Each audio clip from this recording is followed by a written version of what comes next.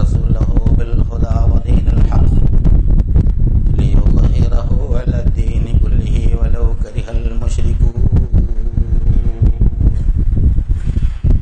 أشهد أن لا إله إلا الله وحده لا شريك له وأشهد أن محمدا عبده ورسوله. اللهم صل على محمد وعلى آل محمد كما صليت على إبراهيم وعلى آل إبراهيم.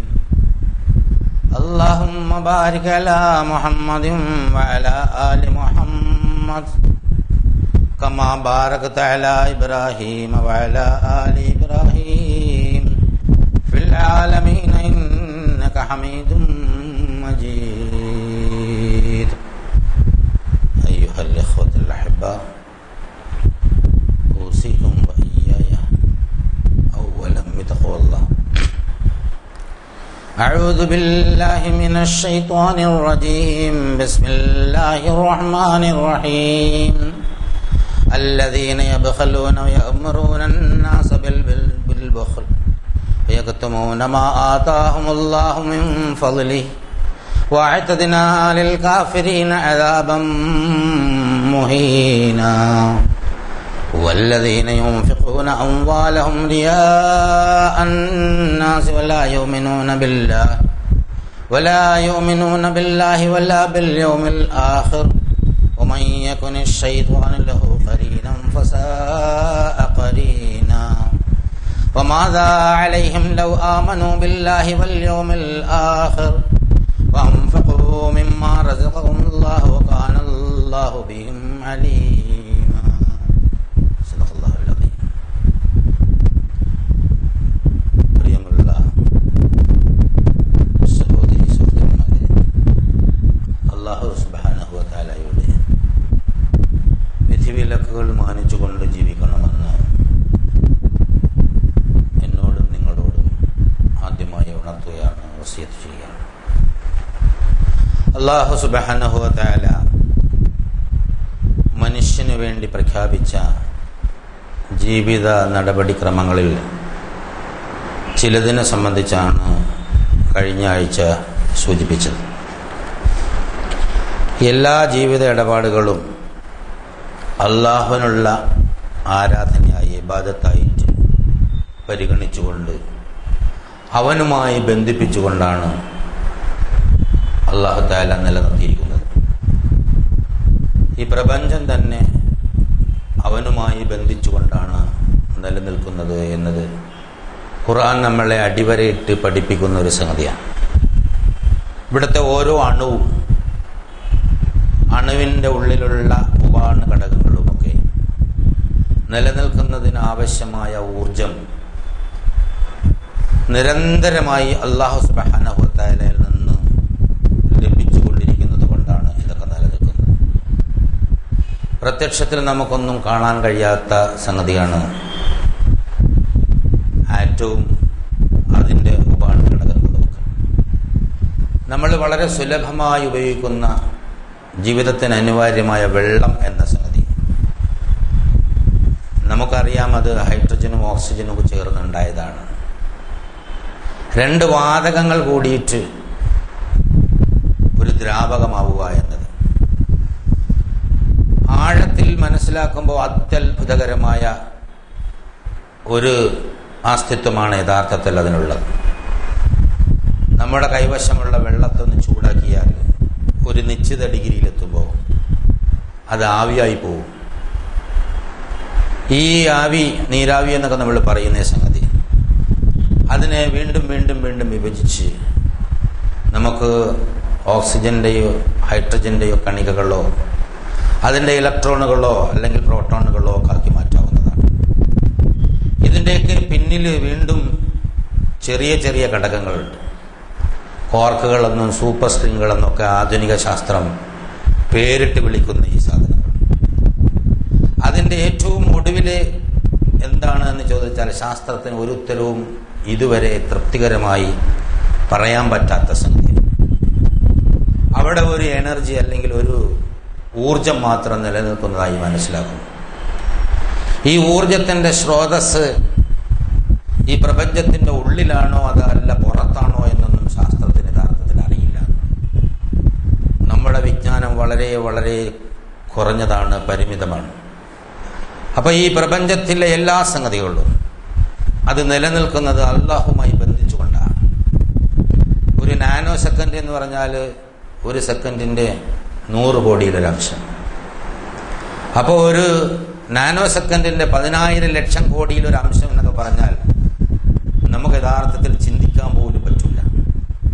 അത്ര ഹ്രസ്വമായ സമയം പോലും പ്രപഞ്ചത്തിലെ ഏതെങ്കിലും ഒരു വസ്തു അള്ളാഹുമായുള്ള ബന്ധം വേർപ്പെടുത്തുകയാണെങ്കിൽ അതിന് നിലനിൽപ്പില്ല എന്നതാണ്. നമ്മൾ ഈ കാണുന്നതും കാണാത്തതുമായ എല്ലാ സംഗതികളും, കല്ലും കട്ടയും അതുപോലെ മലയും പുഴയും കാടും മനുഷ്യനും അവൻ്റെ ജീവനും അവൻ്റെ ആത്മാവും ഒക്കെ അല്ലാഹു സുബ്ഹാനഹു വ തആലയുമായി ബന്ധപ്പെട്ടുകൊണ്ട് ബന്ധിച്ചുകൊണ്ട് അവനിൽ നിന്ന് ഊർജം ആവാഹിച്ചുകൊണ്ടാണ് നിലനിൽക്കുന്നത്. അങ്ങനെ പ്രപഞ്ചത്തിൻ്റെ സകലതും അള്ളാഹുമായി ബന്ധപ്പെട്ടുകൊണ്ട് അനുനിമിഷം കഴിച്ചു കൂട്ടുമ്പോൾ അതിൽ നിന്ന് തന്നെ ഈ പ്രപഞ്ച വസ്തുക്കളിൽ നിന്ന് തന്നെ ഉണ്ടാക്കിയ മനുഷ്യനുണ്ടാക്കിയത് മണ്ണിൽ നിന്നാണ്. മണ്ണിലുള്ള സംഗതികളാണ് നമ്മുടെ ശരീരത്തിൽ. ഹൈഡ്രജനും ഓക്സിജനും ഫോസ്ഫറസും അയണും ഒക്കെയാണ് നമ്മുടെ ശരീരത്തിലുള്ളത്. ഈ വസ്തുക്കൾക്കപ്പുറമുള്ള ജീവന്റെയും മനസ്സിൻ്റെയും ആത്മാവിൻ്റെയും ഒക്കെ സാന്നിധ്യം നമ്മൾ അറിയുന്നുണ്ട്. യഥാർത്ഥത്തിൽ ഇതിനെ സംബന്ധിച്ചത് നമുക്ക് ആഴത്തിൽ അറിയില്ല എന്നുള്ളതാണ്. നമ്മളിങ്ങനെ മനുഷ്യരായി ജനിച്ചു, അങ്ങനെ വളർന്ന് അങ്ങനെ പോയിക്കൊണ്ടേയിരിക്കുന്നു. അപ്പോൾ ഈ പ്രപഞ്ചത്തിൻ്റെ ഒരു ഭാഗമായ മനുഷ്യൻ അവൻ്റെ ജീവിത നടപടിക്രമങ്ങളും പ്രപഞ്ചത്തോട് താതാത്മ്യം പ്രാപിച്ചുകൊണ്ട് പ്രപഞ്ചത്തിൻ്റെ താളലയക്രമങ്ങൾ ഒപ്പിച്ചു നീങ്ങിക്കൊണ്ട് പ്രപഞ്ചവുമായി ബന്ധിച്ചുകൊണ്ടല്ലാതെ ജീവിക്കാൻ സാധ്യമല്ല എന്ന് ഇതിൻ്റെ സൃഷ്ടാവായ രാജതമ്പുരാൻ തീരുമാനിക്കുകയാണ്. അതുകൊണ്ടാണ് മനുഷ്യൻ്റെ പ്രായോഗിക ജീവിത നടപടിക്രമങ്ങളിലെ ഓരോ സംഗതിയും അള്ളാഹുമായി ബന്ധിപ്പിക്കുകയും അത് ആരാധനയുടെ ഭാഗമാക്കുകയും ചെയ്തു.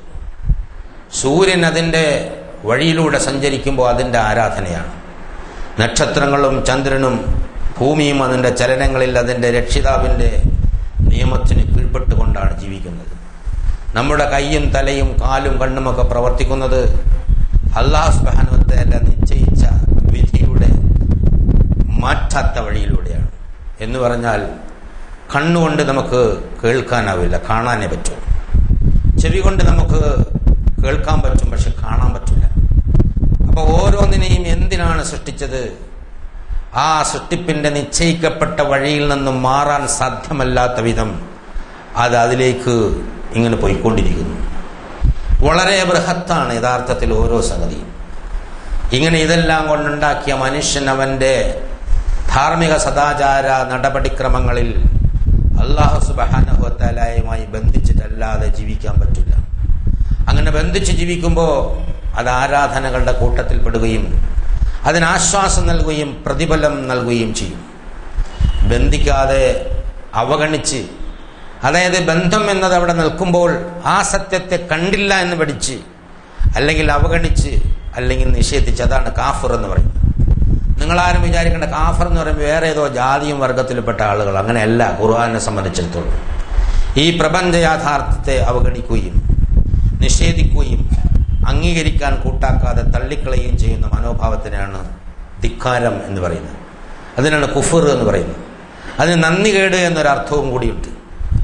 അപ്പോൾ കാഫിർ എന്ന് പറഞ്ഞു കഴിഞ്ഞാൽ യഥാർത്ഥത്തിൽ അല്ലാഹു സുബ്ഹാനഹു വ തആല നിശ്ചയിച്ച വ്യവസ്ഥിതിയെ അതിർലംഘിക്കുന്ന, നിഷേധിക്കുന്ന മനോഭാവമുള്ള ആളുകളെയാണ്. അത് ഏത് ജാതിയിൽ എവിടെ പേരിട്ട് വിളിച്ചാലും കാഫിർ കാഫിർ തന്നെയാണ്.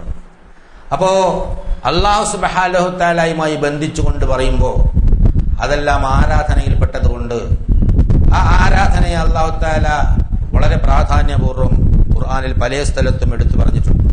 അതിൻ്റെ ചില സംഗതികൾ കഴിഞ്ഞ ആഴ്ച സൂചിപ്പിക്കേണ്ടായി. വഅബ്ദുല്ലാഹ വലാ തുശ്രികു ബിഹി ഷൈഅ, അതായത് അല്ലാഹു സുബ്ഹാനഹു വ തആലയെ ആരാധിക്കുവാൻ.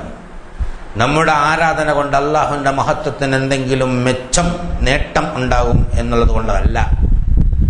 അല്ലെങ്കിൽ നമ്മൾ ആരാധിച്ചില്ലെങ്കിൽ അള്ളാഹുവിൻ്റെ മഹത്വത്തിനും ആഭിജാത്യത്തിനും ഔന്നത്യത്തിനും കോട്ടം ഉണ്ടാകും എന്നുള്ളത് കൊണ്ടല്ല.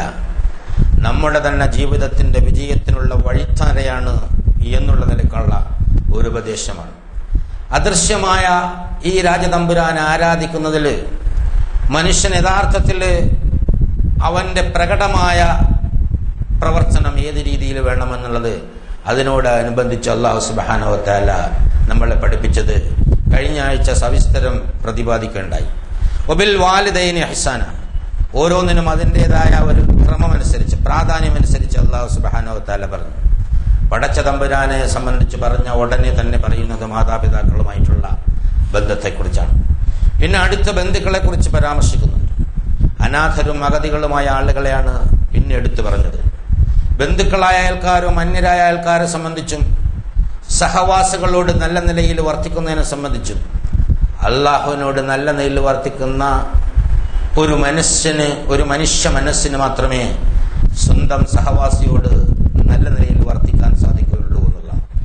നാം ഒരാളോട് മാന്യമായി പെരുമാറുമ്പോൾ അത് യഥാർത്ഥത്തിൽ അള്ളാഹുവിനോടുള്ള മാന്യമായ പെരുമാറ്റത്തിൻ്റെ പ്രകടമായ ഒരു രീതിയാണ് നാം കാണിക്കുന്നത് എന്നാണ്. നമ്മുടെ ഓരോ നോട്ടത്തിലും ഓരോ നടത്തത്തിലും ഓരോ മനോഭാവത്തിലും യഥാർത്ഥത്തിൽ അള്ളാഹുമായുള്ള ബന്ധം പ്രകടമായി കാണുമെന്ന് അല്ലാഹു സുബ്ഹാനഹു വ തആല നമ്മളെ പറഞ്ഞു പഠിപ്പിക്കുന്നു. പിന്നെ ആവശ്യം നേരിടുന്ന യാത്രക്കാരും അല്ലെങ്കിൽ വഴിയാധാരമായ ആളുകൾ, യഥാർത്ഥത്തിൽ ഒരാളെത്ര പണക്കാരനാണെങ്കിലും അവൻ വിദേശത്തായിരിക്കുമ്പോൾ അവൻ്റെ കൈവശം അവൻ്റെ പണമൊന്നും ഇല്ലെങ്കിൽ അവൻ ആവശ്യം നേടുന്ന ഒരു യാത്രക്കാരൻ അല്ലെങ്കിൽ വഴിയാധാരമായ ഒരാളെ പോലെയാണ്. അത്തരം ആളുകളെയും അവരോടും വളരെ മാന്യമായി, പരദേശികളോട് മാന്യമായി പെരുമാറുക. അത് മാതാപിതാക്കളോട് മാന്യമായി പെരുമാറുന്നതിൻ്റെ കൂടെ അല്ലാഹു സുബ്ഹാനഹു വ തആല പറയും അള്ളാഹുമായിട്ടുള്ള ഉത്തമമായ ബന്ധത്തിന്റെ പ്രകടമായ ഒരു പ്രകടനമാണ് പരദേശികളോട് മാന്യമായി പെരുമാറുക എന്നുള്ളത്. ലൈഫ്, നമ്മുടെ വീട്ടിൽ വരുന്ന അതിഥികളോട് വളരെ ഉത്തമമായി പെരുമാറണമെന്ന് റസൂലുള്ളാഹി സ്വല്ലല്ലാഹു അലൈഹി വസല്ലം പഠിപ്പിച്ചു. വമൻ യുമിൻ ബില്ലാഹി വൽ യൗമിൽ ആഖിർ ഫൽയക്രിം ലൈഫഹു. അല്ലാഹുവിലും അന്ത്യദിനത്തിലും വിശ്വസിക്കുന്നുണ്ട് എങ്കിൽ നിങ്ങളുടെ അതിഥികളോട് നിങ്ങൾ ഏറ്റവും മാന്യമായി പെരുമാറണം, അവരെ മാന്യമായി സ്വീകരിക്കണമെന്ന്. അപ്പോൾ ഏറ്റവും നല്ല നിലയിൽ, ഏറ്റവും ഉത്തമമായ നിലയിൽ എല്ലാ ആളുകളോടും പെരുമാറുന്ന ഒരു നടപടിക്രമം അത് ആരാധനയുടെ ഭാഗമാണ് എന്ന് അല്ലാഹു സുബ്ഹാനഹു വ തആല പറയുന്നു. ഇത് പറഞ്ഞ ഉടനെ മറ്റൊരു സംഗതിയും കൂടി ചേർക്കുന്നുണ്ട്. ഇന്നല്ലാഹ ലാ യുഹിബ്ബു മൻ കാല മുഖ്താലൻ ഫഖൂറ. ഈ മുഖ്താലൻ ഫഖൂറ എന്നൊക്കെ പറഞ്ഞാൽ ധാർഷ്ട്യം, ധിക്കാര മനോഭാവം, ഖയാൽ, അതായത് ചാടിക്കടന്നു പോകുന്ന, എല്ലാത്തിനെയും ചവിട്ടി മെതിച്ചു പോകുന്ന ഒരു കുതിര, അതിനുപയോഗിക്കുന്ന വാക്കാണ് യഥാർത്ഥത്തിൽ ഖുർആൻ ഇതിന് ഉപയോഗിച്ചിട്ടുള്ളത്. മനോഭാവം, ദാർഢ്യ മനോഭാവം, ധിക്കാര മനോഭാവം. ഈ ധിക്കാര മനോഭാവം യഥാർത്ഥത്തിൽ ഉണ്ടാവുന്നത് ഒന്നുകിൽ അവന്റെ ആരോഗ്യത്തിൽ നിന്ന്, അല്ലെങ്കിൽ അവന്റെ സൗന്ദര്യത്തിൽ നിന്ന്, അല്ലെങ്കിൽ അവന്റെ വിദ്യാഭ്യാസത്തിൽ നിന്ന്, അല്ലെങ്കിൽ അവന്റെ സ്ഥാനമാനങ്ങളിൽ നിന്ന്, അല്ലെങ്കിൽ അവന്റെ പണത്തിൽ നിന്ന്, അല്ലെങ്കിൽ അവന്റെ കുടുംബ മഹിമയിൽ നിന്ന്, അല്ലെങ്കിൽ നാട്ടിലുള്ള അവന്റെ മറ്റേതെങ്കിലും ഒരു പൊസിഷനിൽ നിന്ന്, ഏതെങ്കിലും തരത്തിൽ അല്ലാഹു സുബ്ഹാനഹു വ തആല നൽകിയ ആ ഒരു അനുഗ്രഹം അത് അവൻ്റേതാണ് എന്ന് ധരിച്ചുപോയ ഒരു പാമരനായ ഒരു വിഡ്ഢിയാണ് യഥാർത്ഥത്തിൽ മറ്റുള്ളവരോട് ധിക്കാരപരമായി പെരുമാറുന്നത് എന്നാണ് ഖുർആൻ നമ്മളെ പഠിപ്പിക്കുന്നത്. കാരണം ആർക്കെങ്കിലും എന്തെങ്കിലും ലഭ്യമായിട്ടുണ്ടെങ്കിൽ അത് അല്ലാഹു സുബ്ഹാനഹു വ തആല നൽകിയതാണ് എന്ന് അർത്ഥശങ്കയ്ക്കിടയില്ലാത്ത വിധം ഖുർആൻ നമ്മളോട് പറഞ്ഞു പഠിപ്പിക്കുന്നു. അപ്പൊ അല്ലാഹു തന്നതാണ് എന്ന ഒരു ബോധത്തോടു കൂടി ആ സത്യത്തെ അംഗീകരിക്കുകയും ആ സത്യത്തിൽ വിശ്വസിക്കുകയും അതനുസരിച്ച് പെരുമാറുകയും ചെയ്യുന്നവൻ കരുണാമയന്റെ അടിമയായിരിക്കും. വഇബാദുർ റഹ്മാനില്ലദീന യംശൂന അലൽ അർളി ഹൗന വഇദാ ഖതബഹുൽ ജാഹിലൂന ഖാലൂ സലാമ. അല്ലാഹുവിന്റെ കാരുണ്യവാന്റെ അടിമ, അവൻ ഭൂമിയിൽ വിനയാന്വിതനായി നടക്കുന്നവരെ കൂനിപ്പിടിച്ച് നടക്കും എന്ന അർത്ഥത്തിലല്ല പറഞ്ഞത്. അവന്റെ നോട്ടത്തിൽ വിനയമുണ്ടാവും, അവന്റെ നടത്തത്തിൽ വിനയമുണ്ടാവും, അവന്റെ പെരുമാറ്റത്തിൽ വിനയമുണ്ടാവും, സംസാരിച്ചാൽ വിനയമുണ്ടാവും, അതുപോലെ തന്നെ ഏതെങ്കിലും ഇടപാടുകളിൽ വിനയമുണ്ടാവും.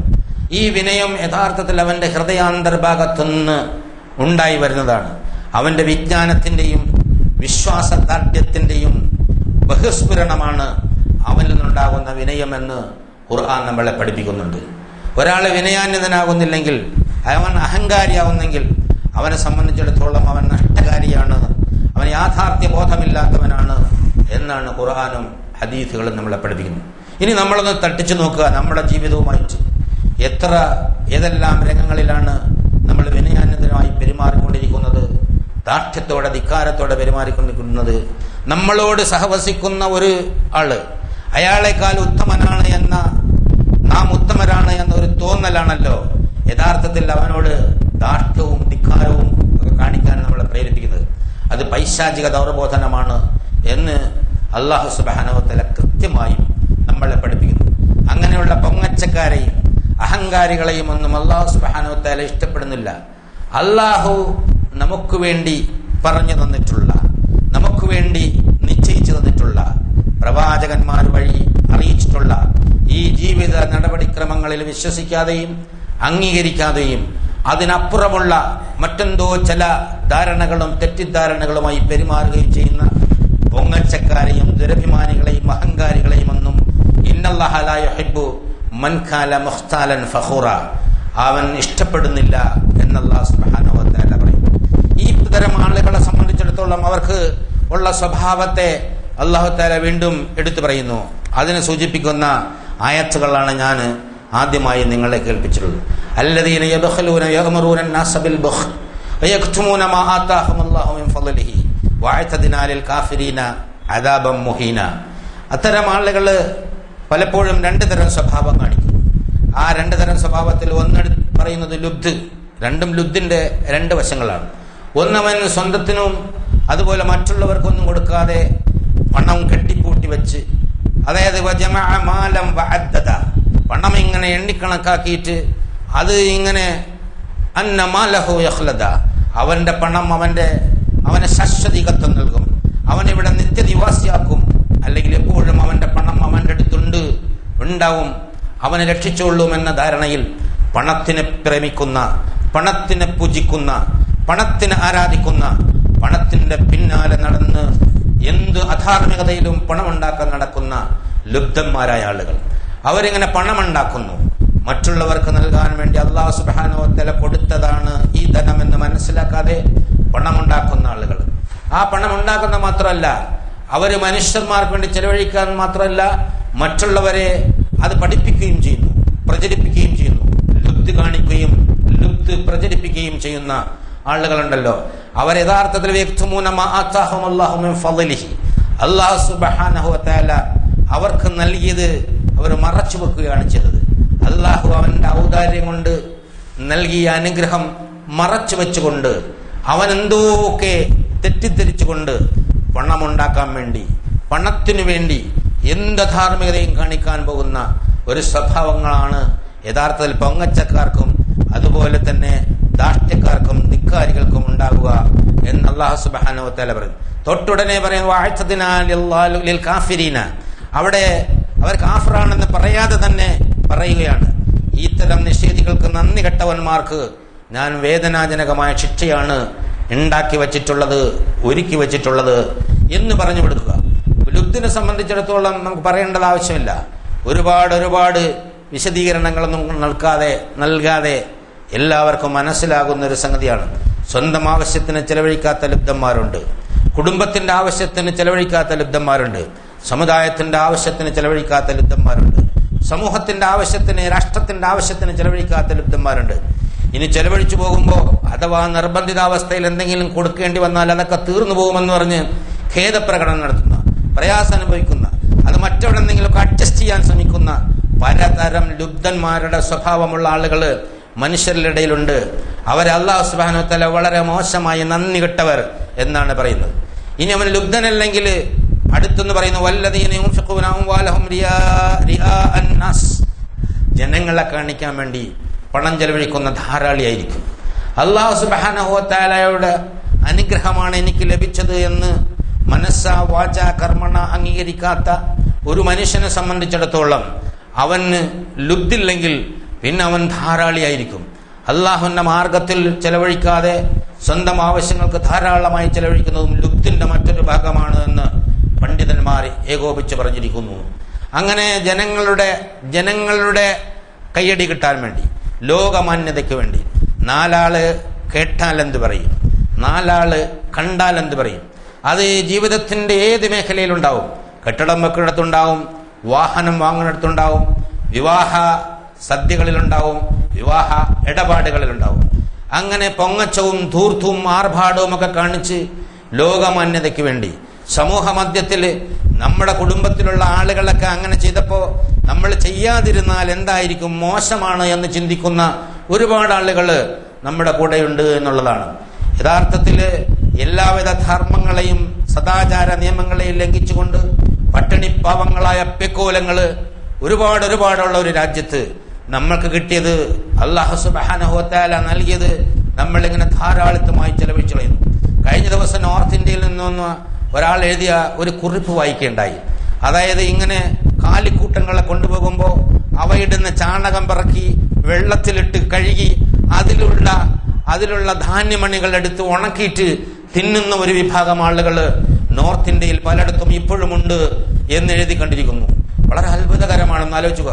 അതായത് കാലി തിന്നുമ്പോൾ ദഹിച്ചു പോകാതെ ചാണകത്തിലൂടെ വരുന്ന ആ ധാന്യത്തെ ചാണകം എടുത്തുകൊണ്ട് വെള്ളത്തിലിട്ട് കലക്കിയിട്ട് ആ ധാന്യത്തെ പുറക്കിയെടുത്ത് കഴുകിയിട്ട് ഉണക്കി അത് പൊടിച്ചു തിന്നുന്ന ആളുകൾ, മനുഷ്യന്മാർ ഇന്ത്യ രാജ്യത്ത് ജീവിച്ചിരിക്കുന്നു എന്നുള്ളത് ഇന്നലെ വായിച്ച ഒരു കുറിപ്പിൽ നിന്ന് മനസ്സിലാക്കാൻ സാധിച്ചു. അത്രയധികം ദാരിദ്ര്യവും പ്രയാസമുള്ള ആളുകൾ നമ്മുടെ ഈ രാജ്യത്ത് ജീവിക്കുന്നുണ്ട് എന്നുള്ളതാണ് നമ്മൾ അറിയാത്തത് കൊണ്ടാണ്. യഥാർത്ഥത്തിൽ അങ്ങനെ ഇവിടെ യഥാർത്ഥത്തിൽ അല്ലാഹു സുബ്ഹാനഹു വ തആല അവന്റെ ഭൂമിയിൽ അവന്റെ അടിയാറുകൾക്ക് ജീവിക്കാൻ ആവശ്യമായ എല്ലാ വിഭവങ്ങളും ഒരുക്കി കഴിഞ്ഞിട്ടുണ്ട് എന്നുള്ളതാണ്. പക്ഷെ ഇവിടെ അത്യാഗ്രഹിയായ മനുഷ്യന്മാർ, മുതലാളിത്ത മനസ്സുള്ള കോർപ്പറേറ്റ് ഭീമന്മാരുടെ പിടിത്തത്തിൽ അമർന്നുകൊണ്ട് ഈ പാവപ്പെട്ട ആളുകളുടെ ധാന്യവും സംവിധാനവും സൗകര്യങ്ങളും ഒക്കെ ഇങ്ങനെ പൂഴ്ത്തി വെച്ചുകൊണ്ട് അവർ പണമുണ്ടാക്കുന്ന ഒരു വ്യവസ്ഥിതി നിലനിൽക്കുന്നത് കൊണ്ടാണ് ഒരുപാട് ആളുകൾ പാവങ്ങളും പട്ടിണിപ്പാവങ്ങളും, ഒരുപാട് ആളുകൾ അധികം ഉണ്ടാക്കിയിട്ട് കത്തിച്ചു കളയുകയും കുഴിച്ചിടുകയും ചെയ്യുന്ന തരത്തിലുള്ള ഒരു ഇംബാലൻസിങ് ലൈഫ്, അതായത് സന്തുലനമില്ലാത്ത ഒരു ജീവിതം ഇവിടെ നടപ്പായിക്കൊണ്ടിരിക്കുന്നത്. ഒരു ഭാഗം ആളുകൾ ഇങ്ങനെ ധാരാളിത്തം കാണിക്കുന്നു, യഥേഷ്ടം അങ്ങനെ വാരിച്ചെലവഴിക്കുന്നു. അവരുടെ കല്യാണ സദ്യകളിൽ വിഭവങ്ങൾ എണ്ണിയാൽ തീരാത്ത അത്ര വിഭവങ്ങളാണ്. തൊട്ടപ്പുറത്ത് 10 വാര അകലെ ഒരു നേരത്തെ മര്യാദയ്ക്ക് ഭക്ഷണം കഴിക്കാൻ സാഹചര്യമില്ലാതെ കഴിവില്ലാതെ കഴിയുന്ന ഒരുപാട് ആളുകളുണ്ട് എന്ന് പറഞ്ഞാൽ അത് അത്ഭുതകരമായ കാര്യമല്ല. അപ്പൊ അതുകൊണ്ട് ഇത്തരം ധാരാളികള് ഫഖൂർ കാണിക്കുന്ന ആള്, മുഖ്താലം ഫഖൂറിന്റെ കൂട്ടത്തിലാണ് അല്ലാഹു സുബ്ഹാനഹു വ തആല അവരെ എണ്ണിയിരിക്കുന്നത്. ഈ പൊങ്ങച്ചക്കാരെയും അഹങ്കാരികളെയും ഒന്നും അല്ലാഹു സുബ്ഹാനഹു വ തആല ഇഷ്ടപ്പെടുന്നില്ല. അള്ളാഹുവിന്റെ മാർഗത്തിൽ അല്ലാഹ് തന്നത് വിനയാന്വിതമായി സ്വീകരിച്ചുകൊണ്ട് ചെലവഴിക്കാനാണ് മനുഷ്യനെ നിയോഗിച്ചിരിക്കുന്നത്. അവന് തൽക്കാലം ഇവിടെ കിട്ടിയ സംരംഭങ്ങളൊക്കെ ഉപയോഗപ്പെടുത്തിക്കൊണ്ട് അടിച്ച് പൊള്ളിച്ചങ്ങനെ ജീവിച്ചാൽ അതിനെല്ലാം ഉത്തരം പറയേണ്ടി വരുമെന്ന് അല്ലാഹു സുബ്ഹാനഹു വ തആല വളരെ ശക്തമായി തന്നെ പറയുന്നു. അവരെ കുറിച്ച്, ഇങ്ങനെ പൊങ്ങച്ചക്കാരെ കുറിച്ച്, ദുരഭിമാനികളെ കുറിച്ച്, അഹങ്കാരികളെ കുറിച്ച് അല്ലാഹു തആല പറയുന്നത് അവര് വലാ യുഅ്മിനൂന ബില്ലാഹി വലാ ബിൽ യൗമിൽ ആഖിർ, യഥാർത്ഥത്തിൽ അല്ലാഹുവിലോ അന്ത്യദിനത്തിലെ പരലോകത്തിലെ വിചാരണയിലോ കാര്യമായി വിശ്വസിക്കാത്ത ആളുകളാണ്. അങ്ങനെയുള്ളൊരു മനോഭാവമുള്ള ആളുകളാണ്. വമയ്യകുനി ശൈത്വാനു ലഹു ഖരീനൻ ഫസാഅ ഖരീന, അതായത് ആരെങ്കിലും പിശാചിനെ അവന്റെ കൂട്ടുകാരനാക്കുന്നുവെങ്കിൽ വളരെ ഫസാഅ ഖരീന, വളരെ ദൂഷിച്ച കൂട്ടുകാരൻ തന്നെയാണ്. അള്ളാഹുവിന്റെ ശ്രദ്ധ മനുഷ്യ മനസ്സിൽ നിന്ന് വിട്ടുപോയാൽ പിന്നെ അവിടെ എത്തുന്നത് ഒരു പിശാചായിരിക്കും എന്നുള്ളതിൽ യാതൊരു സംശയമില്ല. അള്ളാഹ് തീരുമാനിച്ച ഒരു വ്യവസ്ഥയുടെ ഭാഗമാണ്.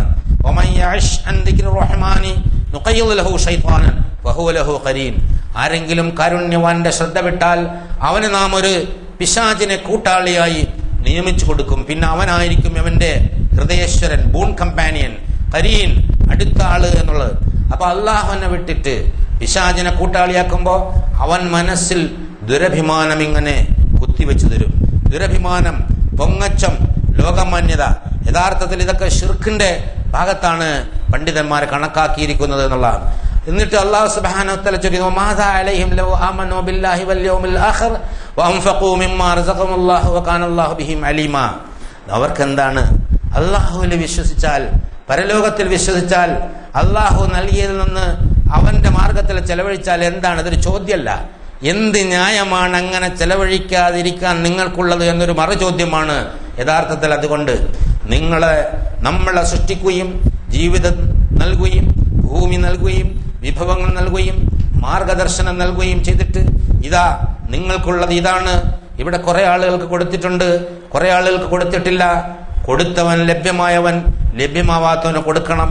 എന്നിട്ട് അവർ തമ്മിലുള്ള ശാന്തവും സൗഹാർദ്ദപരമായ ഒരു സഹവർത്തിത്വം ഉണ്ടാവണം. അങ്ങനെ ജീവിതം സുഗമമായി മുന്നോട്ട് നീങ്ങണം. ഇന്ന് ലോകത്ത് നിലവിലുള്ള ഈ സോഷ്യലിസ്റ്റ്, ക്യാപിറ്റലിസ്റ്റ്, കമ്മ്യൂണിസ്റ്റ് അല്ലെങ്കിൽ ജനാധിപത്യ മിക്സഡ് എക്കോണമി, ഈ വക എല്ലാ വ്യവസ്ഥകളുടെയും സാമ്പത്തിക തത്വ ദർശനത്തെക്കാൾ വളരെ ഉത്തമമായ ഒരു സാമ്പത്തിക ശാസ്ത്ര ദർശനമാണ് ഖുർആൻ ഇതിലൂടെ നൽകുന്നത്. ആദ്യം പറഞ്ഞതിൽ നിന്നാണ് തുടങ്ങുന്നത്. അള്ളാഹുനുള്ള ഇബാദത്താണ്, ജീവിത നടപടിക്രമമാണ്.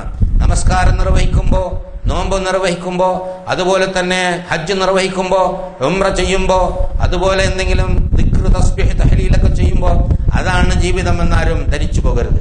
യഥാർത്ഥത്തിൽ ജീവിതത്തിന്റെ നടപടിക്രമങ്ങൾക്കുള്ള ധൈര്യം സംഭരിക്കാൻ, ഊർജം ആവാഹിക്കാൻ വേണ്ടിയുള്ള ഒരു തയ്യാറെടുപ്പ് മാത്രമാണ് ആ വക സംഗതികൾ. സാധാരണ ജനങ്ങൾ ഇബാദത്തായി കണക്കാക്കുന്നത് ഈ വക സംഗതികളാണ്. ജീവിതത്തിന്റെ മറ്റിടപാടുകൾ അവർ ഇബാദത്തിന്റെ ഭാഗത്ത് നിന്ന് മാറ്റിവെക്കുന്നു. അപ്പോൾ ഇബാദത്തിന്റെ ഭാഗത്തേക്ക് ഇതും കൂടി കൂട്ടുമ്പോഴേ ജീവിതം യഥാർത്ഥത്തിൽ പൂർണ്ണമാവുകയുള്ളൂ എന്നുള്ള അല്ലാഹു സുബ്ഹാനഹു വ തആല നിശ്ചയിച്ച ഒരു വ്യവസ്ഥിതി. ആ വ്യവസ്ഥിതിയുടെ ഭാഗമാണ് അള്ളാഹു നൽകിയതെന്ന്.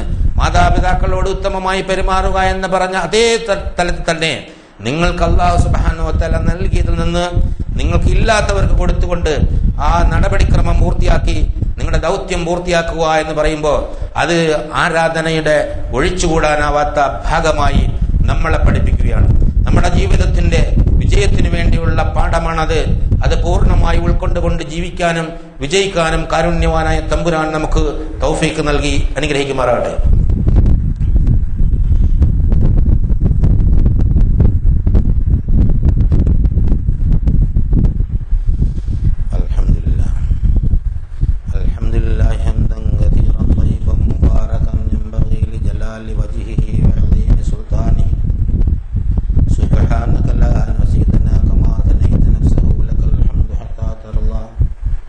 اللهم صل على محمد وعلى آل محمد كما صليت على إبراهيم وعلى آل إبراهيم في العالمين إنك حميد مجيد.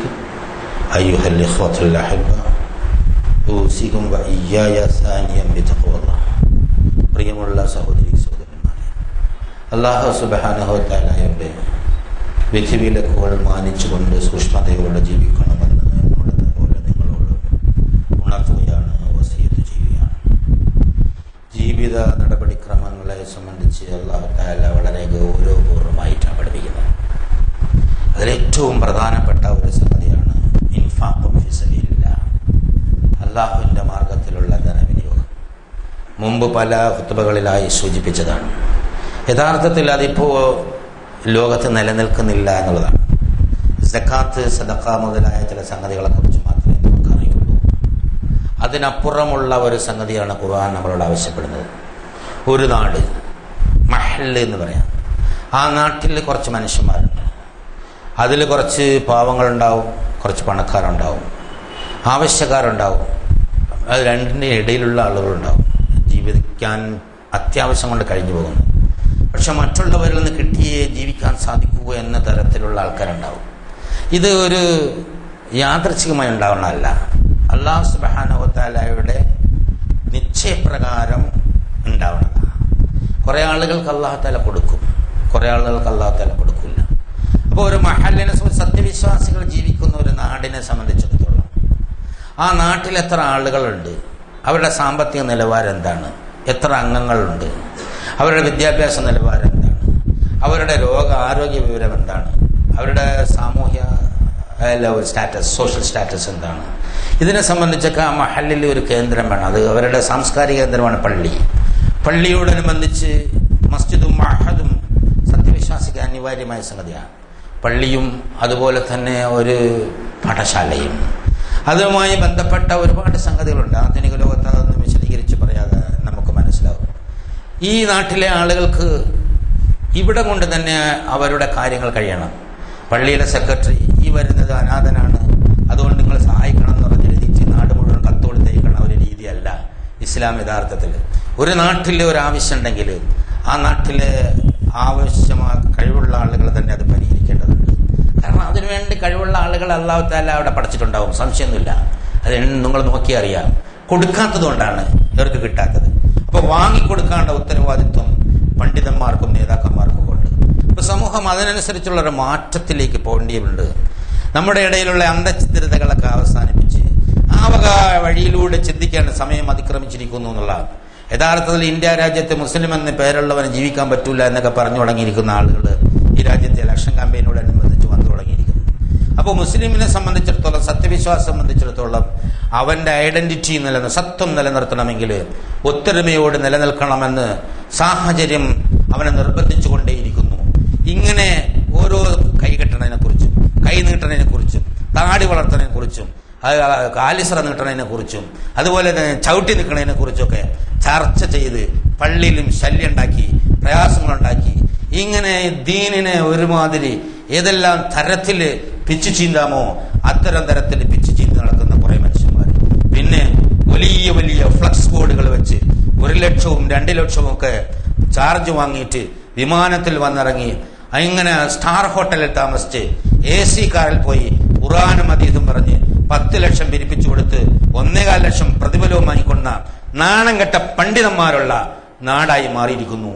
ആണംകെട്ട പണ്ഡിതന്മാരുള്ള ഒരു ദീനായി മാറിയിരിക്കുന്നു ഈ ദീനുൽ ഇസ്ലാം എന്നുള്ളത് മനസ്സിലാക്കണം. റോഡിലൂടെ നിങ്ങൾ നടക്കുമ്പോൾ നിങ്ങൾക്ക് കാണാൻ കഴിയും വലിയ വലിയ ഫ്ലക്സ് ബോർഡുകൾ, അതിൽ വരുന്ന വലിയ വലിയ പേരുകളുടെ കൂടെ വേറെ കുറെ അഡീഷൻസ്. എന്നിട്ട് അവർ പോയാനിക്കാൻ വലിയ വയലേലകളിൽ രാത്രിയിൽ പ്രസംഗത്തിന്റെ പകുതി ഭാഗം പിരിവ് കമ്മിറ്റിക്കാർക്ക് 10% വന്നവന്. അങ്ങനെ ദീനുൽ ഇസ്ലാം പറയും, നല്ല ഗംഭീരമായ ഖുർആനോദൽ, ഇങ്ങനെ മണിമണിയായ ഹദീസുകൾ പറയൽ, ഇതൊക്കെ ദീനിനെ വിറ്റ് കാശാക്കുന്ന പുതിയ പുതിയ ഏർപ്പാടുകളാണ്.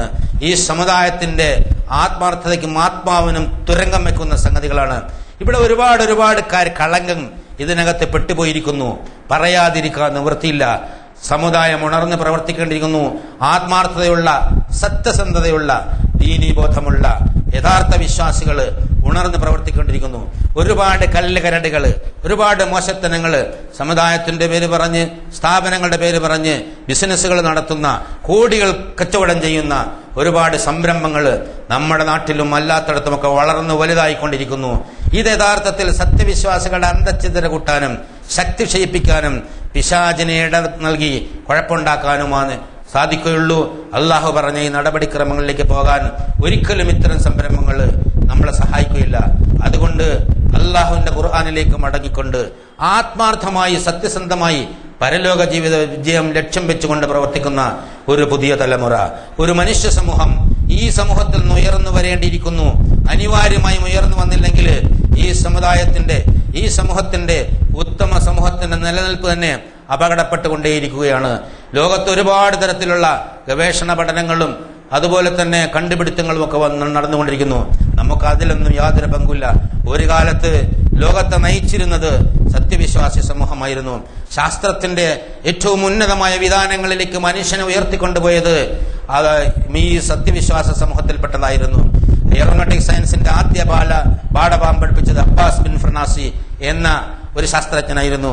അതുപോലെ തന്നെ ഇബ്നിസിനെ കുറിച്ച് പറഞ്ഞാൽ, അതുപോലെ ഒപ്താൽമോളജി, ഈ കണ്ണുമായി ബന്ധപ്പെട്ട എല്ലാ സംഗതിയും ഇബ്നുൽ ഹൈത്തം, ഇങ്ങനെ ലോകത്തിന് എല്ലാത്തരം ശാസ്ത്രവും പഠിപ്പിച്ച്, ലോകത്തിന് സാമ്പത്തിക ശാസ്ത്രം പഠിപ്പിച്ച്, ലോകത്തിന് നാച്ചുറൽ സയൻസ് പഠിപ്പിച്ച്, ലോകത്തിന് ബയോളജി പഠിപ്പിച്ച്, അനാട്ടമി പഠിപ്പിച്ച്, ഓപ്പറേഷൻ രീതിയിൽ പഠിപ്പിച്ച്, എല്ലാത്തിലേക്കും ധാർമ്മിക സദാചാര മൂല്യങ്ങളിലേക്ക് ജീവിതത്തെ ഉയർത്തിക്കൊണ്ടുവരുന്ന ഒരു ഉത്തമ സമുദായത്തിന്റെ പിൻഗാമികളായ നമ്മൾ മറ്റുള്ളവൻ ചെയ്തു വെക്കുന്ന വഴിയിലൂടെ ഇങ്ങനെ അന്ധമായി നീങ്ങിക്കൊണ്ടിരിക്കുന്ന ഒരു പ്രത്യേകമായ സാഹചര്യത്തിൽ എത്തപ്പെട്ടിരിക്കുന്നു. ഒരു തിരിച്ചുപോക്ക് അനിവാര്യമാണ്. ഇല്ലെങ്കിൽ നമ്മളെവിടെ നിന്ന് മാറ്റിയിട്ട് ഈ ഖുർആന്റെ വഹരായ പുതിയ പുതിയ ആളുകളെ അള്ളാഹു ഇവിടെ കൊണ്ടുവരും. അപ്പൊ നഷ്ടം നമുക്കാണ്. അള്ളാഹുവിന് നഷ്ടമില്ല, പ്രവാചകന് നഷ്ടമില്ല, ഖുർആനൊരു നഷ്ടം ഉണ്ടാവില്ല. അത് അതിന്റെ പ്രയാണം പൂർത്തിയാക്കുക തന്നെ ചെയ്യും. നഷ്ടപ്പെട്ടു പോകുന്നത് ഖുർആന്റെ വഹരാണ് എന്ന് വിചാരിച്ച് നടക്കുന്ന നമ്മളാണ്. അങ്ങനെ നഷ്ടപ്പെട്ടു പോകാത്ത തരത്തിലുള്ള ഒരു ജീവിതം നയിക്കാൻ ശ്രമിക്കുക. അതിന് കാരുണ്യവാനായ തമ്പുരാൻ നമുക്ക് തൗഫീഖ് നൽകി അനുഗ്രഹിക്കുമാറാകട്ടെ. കഴിവിന്റെ പരമാവധി നേരത്തെ തന്നെ പള്ളിയിൽ വന്നാൽ ആദ്യ സഫിൽ തന്നെ ഇരിക്കാൻ ശ്രമിക്കുക. ആദ്യ സഫ് പൂർത്തിയായതിനു ശേഷം മറ്റു സഫുകൾ പൂർത്തിയാക്കാൻ ശ്രമിക്കുക. നല്ല ചൂടുള്ള സമയമാണ്, വെള്ളത്തിന്റെ ദൗർലഭ്യം വല്ലാണ്ടുണ്ട്. ആളുകൾ ഒന്നുകൊടുക്കുന്ന സമയത്ത് വളരെ സൂക്ഷ്മതയോടെ കൈകാര്യം ചെയ്യണം. കാരണം വൈപ്പണ്ട തുറന്നു വിട്ടിട്ട് ഒരുപാട് വെള്ളം പോകുന്ന നമ്മുടെ അശ്രദ്ധ കൊണ്ട് ഒരുപാട് നഷ്ടം. അതൊരു നാഷണൽ വേസ്റ്റാണ്. അത് നമ്മുടെ ഇവിടെ MSSന്റെ വണ്ടിയുടെ നഷ്ടം മാത്രമല്ല, ഒരു മനുഷ്യ സമൂഹത്തിന് ഉപയോഗിക്കാനുള്ള വെള്ളം നഷ്ടപ്പെട്ടു പോകുന്നതാണ്. അത് വലിയൊരു പാപമായി തന്നെ വരും. അതുകൊണ്ട് അതും ശ്രദ്ധിക്കണമെന്നുള്ളതാണ്. നിരന്തരമായി അള്ളാഹുമായി ബന്ധപ്പെട്ട് കഠിനമായ ഈ ചൂടിൽ മഴ ലഭിക്കാനും അതുപോലെ തന്നെ ആശ്വാസം ലഭിക്കാനും പ്രാർത്ഥിച്ചുകൊണ്ടേയിരിക്കുക. അത് പ്രത്യേകം ശ്രദ്ധിക്കുക. ഓരോരുത്തരും പരസ്പരം പ്രാർത്ഥിച്ച് അള്ളാഹുമായി അടുക്കുന്ന ഉത്തമ സത്യവിശ്വാസികളുടെ കൂട്ടത്തിൽ തമ്പുരാനെ ഞങ്ങളേവരെയും ആക്കി നീ മാറ്റണേത്. ഇന്നല്ലാഹു മലായികത്തുഹു യുസല്ലൂന അലൻ നബി യാ അയ്യുഹല്ലദീന ആമനൂ സല്ലു അലൈഹി വസല്ലിമു തസ്ലീമ. اللهم صل على محمد وعلى آل محمد كما صليت على إبراهيم وعلى آل إبراهيم في العالمين إنك حميد مجيد. اللهم ارض عن أبو بكر وعمر وعثمان وعلي بقية أصحاب رسول الله أجمعين. കാരുണ്യവാനായ തമ്പുരാനെ, ഞങ്ങളുടെ എല്ലാ വൻപാപങ്ങളും ചെറുപാപങ്ങളും നീ പുറത്തുമാക്കി തരണേ തമ്പുരാനെ.